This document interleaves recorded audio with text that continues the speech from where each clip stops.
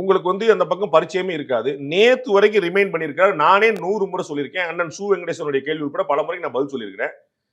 அகில இந்திய அளவுல தமிழுக்கு முக்கியத்துவம் கொடுத்த ஒரே அரசு, முதல் அரசு பாஜக அரசு தான். இன்னொரு அரசு வேற அரசு வந்தா தான் இரண்டாவது அரசுன்னு சொல்ல முடியும். ஒரே அரசே பாஜக அரசு தான். ஐஏஎஸ், ஐபிஎஸ்ல இருந்து, சிஏஎஸ்எஃப்ல இருந்து, சிஆர்பிஎஃப்ல இருந்து, தபால் தலை நிலையங்கள்ல இருந்து, ரயில்வே ஸ்டேஷன் எல்லாத்துலயும் தமிழை கொண்டு வந்திருக்கிறது பிஜேபி.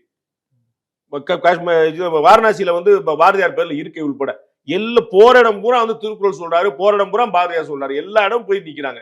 இது எதுவுமே செய்யாது வந்து காங்கிரஸ் கட்சி. ஒரு நாள் கூட செய்ய கிடையாது. காங்கிரஸ் திமுக ஆட்சியில வந்து 20 வருஷத்துக்கு மேல இருந்திருக்காங்க. ஒன்னா இருந்திருக்காங்க. ஒரு முறையா செஞ்சிருக்காங்கன்னு சொல்லு.